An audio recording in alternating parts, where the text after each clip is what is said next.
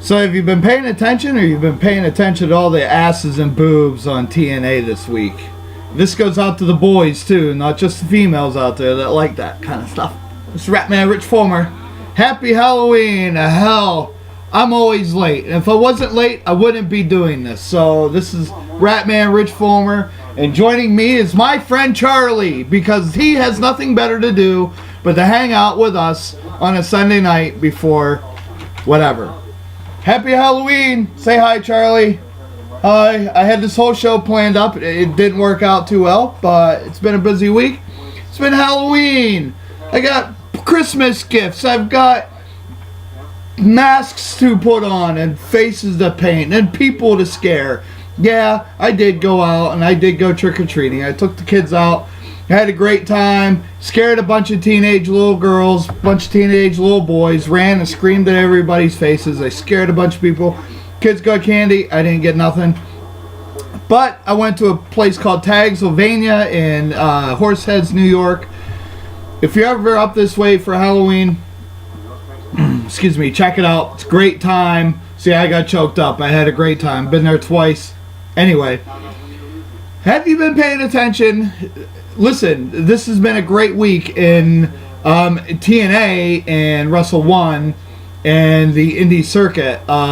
Low-key had a match against Ricochet. He fell short.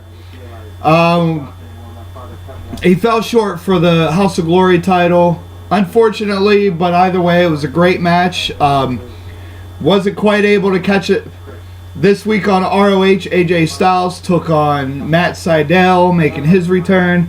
ROH, I haven't seen it yet. I've been waiting for it to be posted on ROH.com. Check your local listings for time and channel for that. Love ROH, love professional wrestling, and I'm really happy, really excited this week to announce the Great Muta. Before I get on to the Impact review, because there's big news on that also, the Great Muta just won the Wrestle 1 heavyweight title. He beat Kono. I'm trying to pronounce the name. Masayuki, because Kono, I'm probably pronouncing that wrong. But anyway, made him tap out to the figure 4. World famous move. Old school, but best school. The Great Muta one more time adds another title to his repertoire, another title to his history. We all know how awesome of a wrestler he is, how great he was then. He is now, even though he's old, he still spits the mist. He still does this thing, right? Yes, you're a hell of a ventriloquist. Yeah, see, I gotta make him talk myself.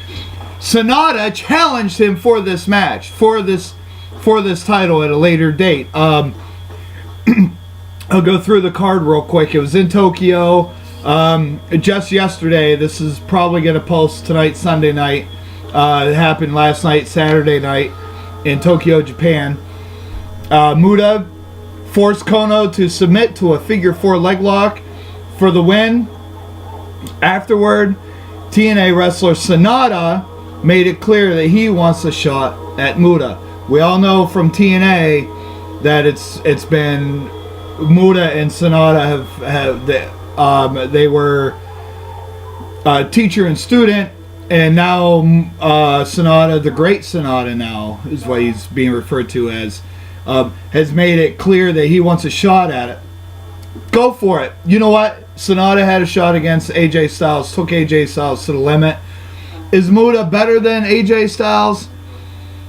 That's a tough one to say, and I'm gonna leave it. I'm gonna leave it at that. Feel free to comment, say whatever you want about it. I'm gonna leave it at that. I'm not gonna give my opinion because it's a tough one for me. It really is. I'm a fan of both of them. So Sonata won the 3-way. It's been scheduled for a long time. Sonata versus Matt Hardy versus Yoshihiro Tajiri, and Sonata won. He scored a pinfall on Tajiri. And now he wants, obviously, to move up. And to be Sonata, to be in the matches that he's been in, yeah, hell yeah, he deserves a shot at that title. Absolutely. former WWE star Alberto Del Rio, now known as El Patron, I probably said that wrong, beat Funaki in a semi-main event of that show. Earlier in the show, the Bromans, Jesse Goddard, and Robbie E. That's right, Robbie E's back from the Amazing Race. And DJ Zima lost a 6-man tag match against Kaz Hayashi, Suji Kondo, Minoru Tanaka, and Kondo pinned Zima Ion for the win. This article, I just read it, come from my man William Folks in Indie to TNA, just in case you haven't jumped to the good side of indie group, Indie to TNA. We cover everything. Obviously, this is something new. It just got put up an hour ago. I opened my laptop. I'm an hour late, but like I said, if I wasn't late, I wouldn't be doing this for you. So anyway, right? Charlie, isn't this guy awesome? I gotta burn him later. Isn't that awesome? This guy, look, he does all this stuff.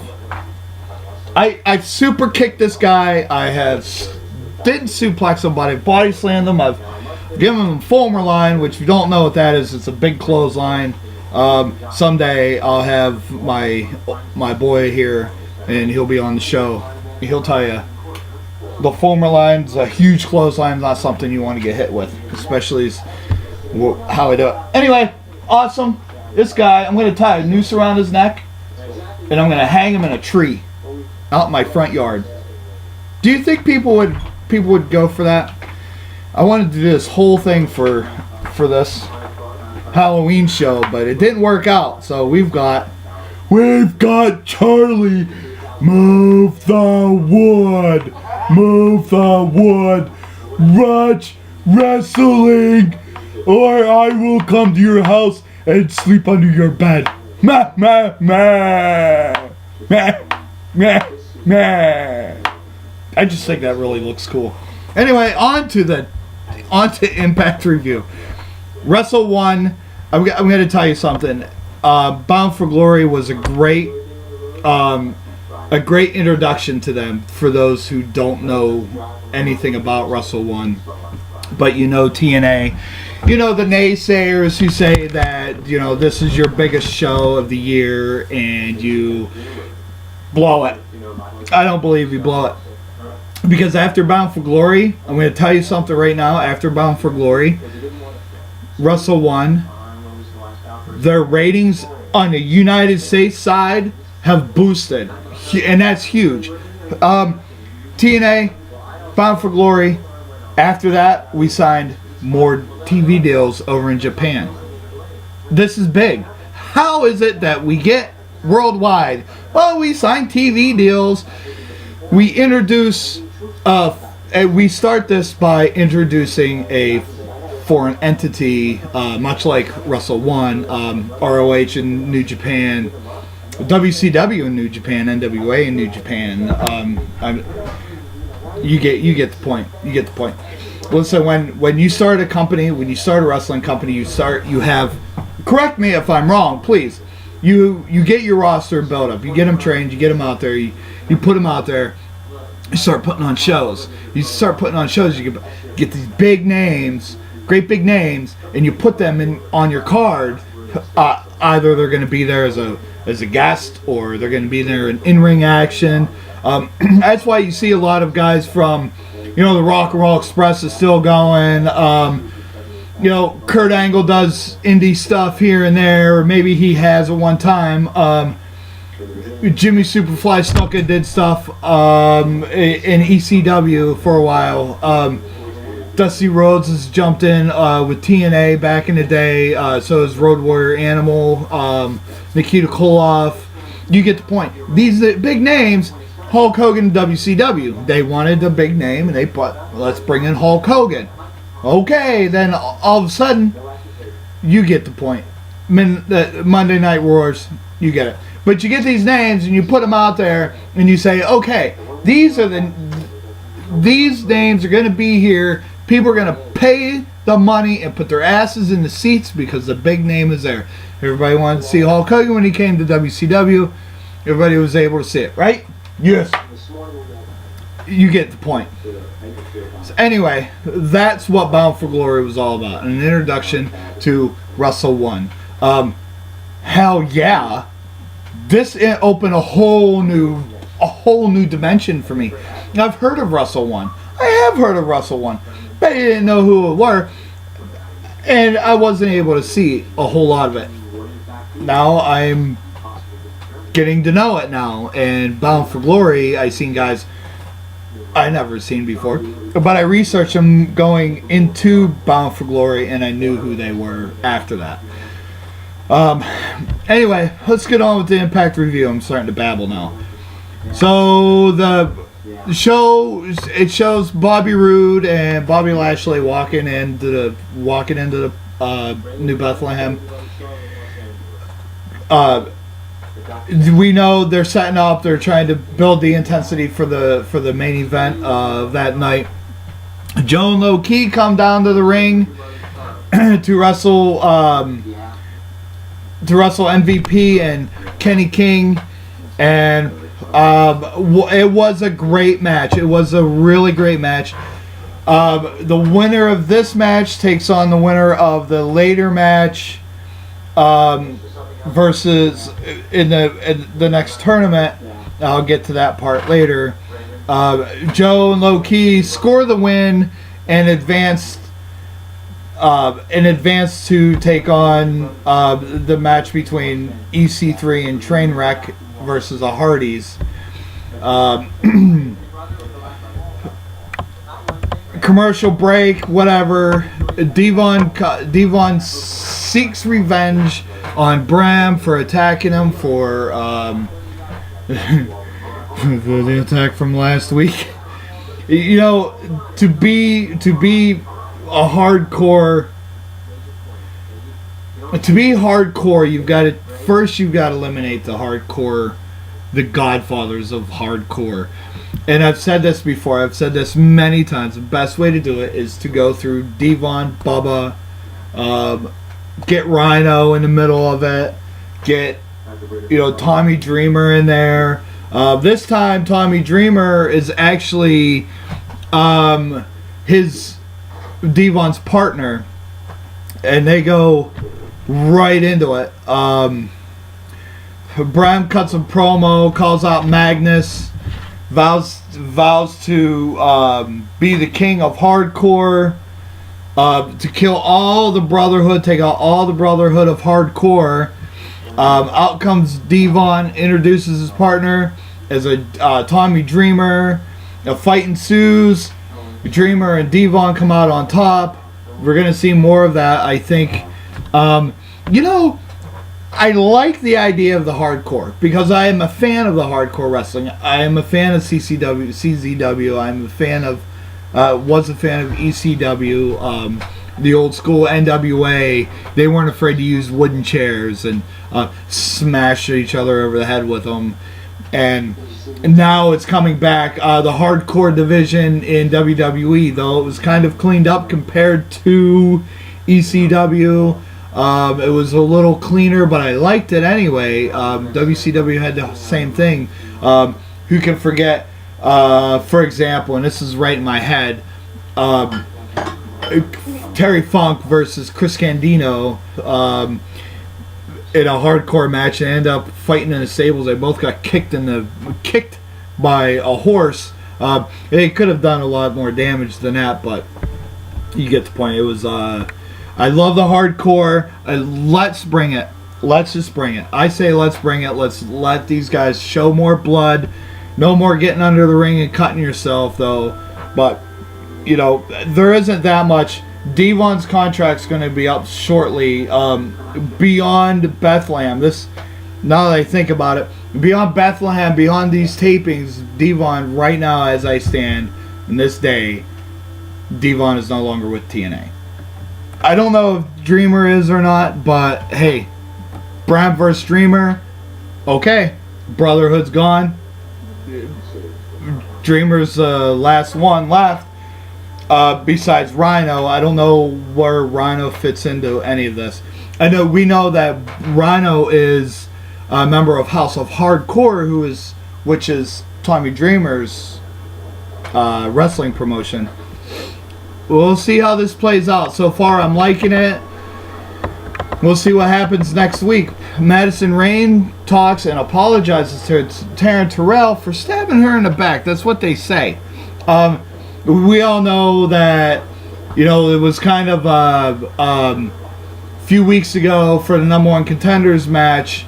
Madison Rayne did a side roll on Taryn Terrell. But not only did she roll her up and pin her, it's supposed to be friends. She also grabbed her tights and pulled her tights. So Taryn Terrell was a little upset about it, and I understand it, but you gotta just kind of get over it. You know what I mean?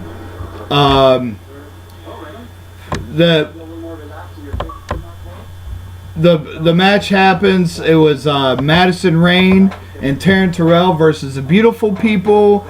Madison Rayne kind of showed her ass throughout the entire match. She started it out. She didn't want to tag. And then finally she does tag. And when she did tag, it was a bad time to go for a tag. It was completely bad, right? Yes. You look lonely over there. I am a little bit. I could probably talk, but I don't have anything to talk. No brains. I'm stupid. Oh, this thing is cool. So anyway, go back to this. Completely and totally, she played with her hair. She jumped down off the apron every time Taryn Terrell tried to go for a tag. She jumped off the apron. She wanted nothing to do with it. Taryn Terrell gets pinned. Madison Rayne comes in, attacks her, and leaves the ring. Beautiful People with the double pin in the middle of the match, just attacks her. Beautiful People just pin her. Madison Rayne isn't going with the Beautiful People. That's not what this is about. This is a personal thing. Maybe jealousy. It could be. Madison Rayne was a big deal then, and Taryn Terrell is now. Personally, as a fan, I'm of both of them. I'm a fan of both of them. So, either way, there's more to come on that one. I think that's going to be a good match, a hell of a match. We know that Madison Rayne is a queen bee, and Taryn Terrell is just a badass freaking bitch. That's all I got to say about that. Gail Kim, Slammiversary 2012. There's one right there, 2013. This past year, she had a rematch against her. That was a great match. And Gail Kim came on top, and they shook hands afterwards. EC3 and Trainwreck versus the Hardys. Yes. His real name is Tyrus. His name is Tyrus. His name is Tyrus. His name is Tyrus. His name is Tyrus. Tell him. His name is Tyrus. But he's a train wreck. So there you go. If he says it, it's true. Train wreck. There you go.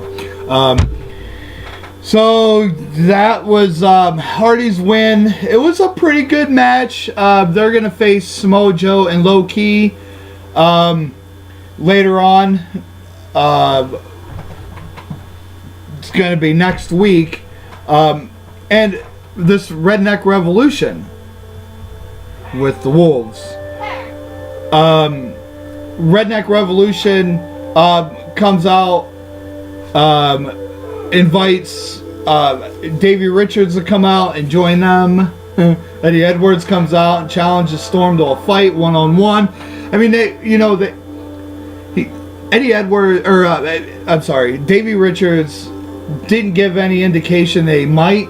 It looks like he's kind of fighting inside himself. He wants to join them, but he doesn't want to hurt his partner. his brother, his Wolf brother, his Pack brother. Let's think about this. Why can't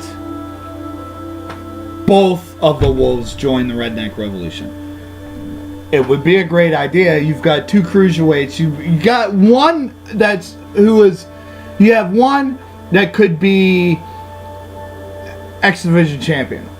Just gonna throw that out there. Say, I think Manic has the ability to beat Smojo and Loki.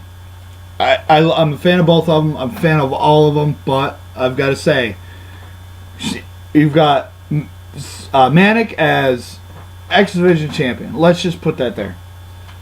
Sonata wins Wrestle 1 title for Muta. Let's put that there.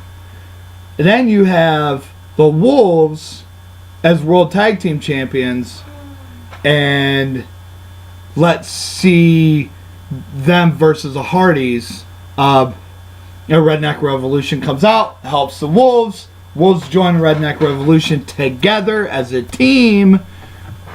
All they're lacking is James Storm beating Bobby Roode for the World Heavyweight title. Think about it. Just let it sink in. Why can't James Storm have that title? He beat Kurt Angle. Maybe with a little bit of luck and a hellacious last call super kick. But let's imagine for a second. James Storm, Bobby Roode. James Storm wins. James Storm now. Think about this. James Storm, world champion. Wolves, TNA World Tag Team Champions. Manic, TNA X Division Champion.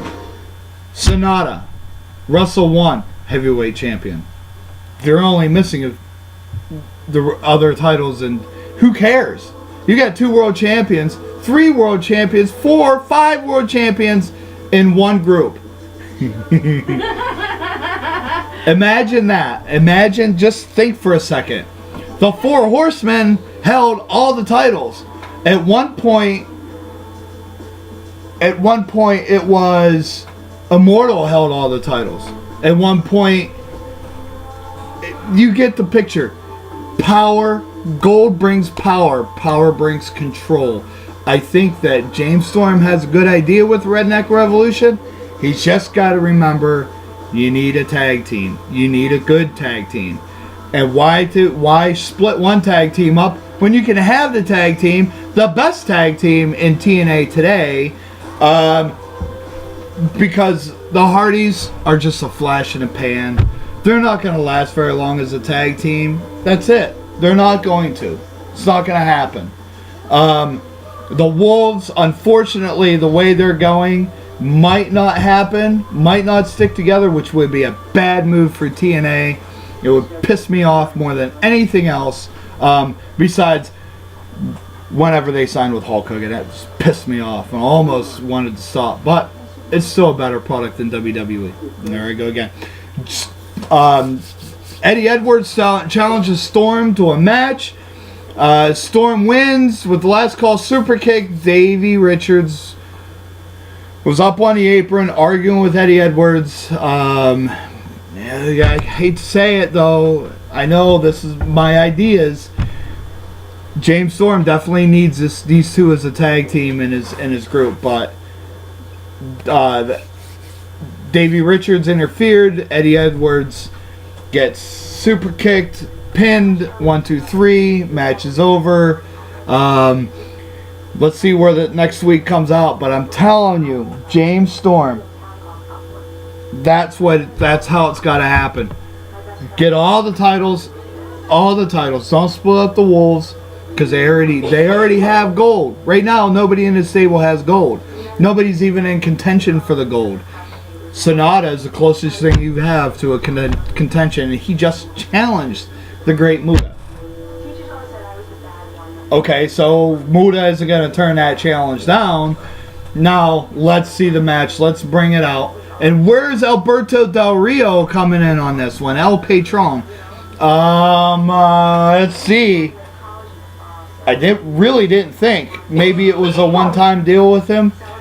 But I know that TNA reached out to Alberto Del Rio. Maybe they sent him to Japan to work with Wrestle One, maybe to get a little bit better.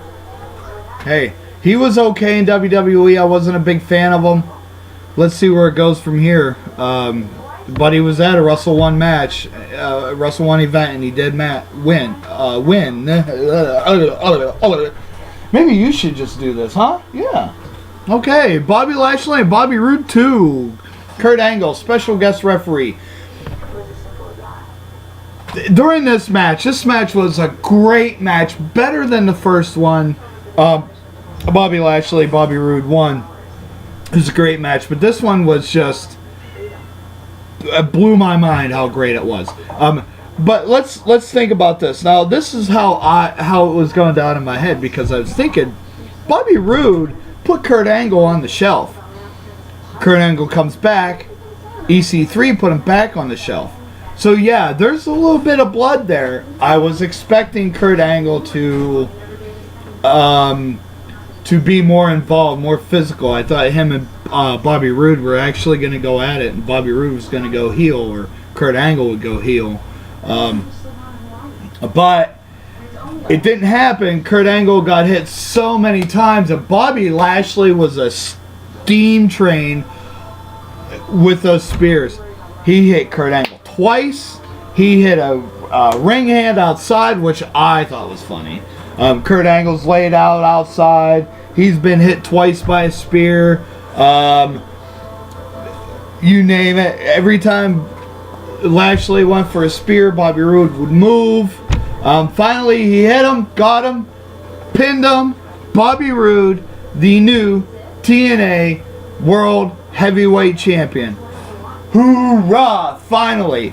I was expecting Bobby Lashley actually to hold on to it for a little while, but I'm glad to see that Bobby Roode won it, and Bobby Roode won it clean, because last time when he had his longest title reign in professional wrestling, every one of his matches were just ridiculous. They were he would win by, like, he beat Sting with when Sting tried to do the Scorpion Death Drop, and he hit the back of his head off the chair, and he pinned him. He hit somebody in the head with a belt.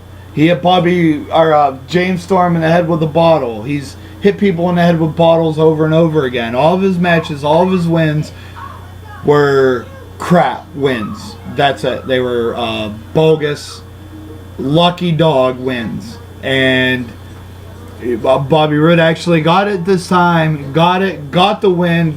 Great match. Congratulations, Bobby Roode. And right there to all the naysayers who said he couldn't do it. Bobby Lashley is a monster. He is awesome. But he needs to do more MMA. Maybe not. But anyway, we're gonna see a rematch. Next week's gonna be a fallout from the win. Bobby Lashley does have a rematch clause in his contract. It's every champion gets a rematch clause. For every title, you get a rematch clause. The tournament finale, last match, Low Key and Samoa Joe versus the Hardys, to number one contenders against the Wolves. Let's see what happens with the Wolves. Are they going to stay together? Are they going to split up? Are they going to be are they both going to be part of Redneck Revolution? Or is it going to be just Davey Richards? Great pick by James Storm, trying to get Davey Richards for his Redneck Revolution. But I'm telling you right now, you already have World Tag Team Champions. You want the one. The one is as good as the other one. So bring them both in. You already have titles. Sonata's going to take on Muta. Good chance he would probably win against Muta. It's a way to put the great Sonata over, to beat the great Muta. See, I get them all confused. And then put Manic in the X division. Put him against Low Key for number one contenders. Put him against screw number one contender, put him right against Samoa Joe. Samoa Joe's a badass mofo, and we've seen him beat Manic before. But let it happen again. Let it happen again. Maybe low key, maybe he won't make the same mistake and get put in the Coquina clutch again by Samoa Joe. But if James Storm goes after Bobby Roode for the rekindle a feud that they never really finished for the World Heavyweight title, and you've got everybody with titles. And you've got 2 world titles from 2 different promotions in the 2 different sides of the world. It wouldn't be the first time TNA's ever done that. Look at Samoa Joe and Magnus won IWGP titles and TNA tag team titles. Like I said, it could happen. It could very well happen. Let's see what happens. Next week, Spike TV, 9 p.m. Eastern Standard Time. Figure it out on you guys on the West Coast and you guys midway through in Chicago. Anyway, it's Ratman Rich Fulmer. This is Good Time Charlie. I'm going to start calling him that. Good Time Charlie. And somehow, I think that we're going to see a lot more of Good Time Charlie in the weeks to come. Maybe he'll even become a new professional wrestler. We'll call him Bones, Bones, Bones, Bones, Rattle, Rattle, Bones, Bones, Bones, Rattle, Rattle.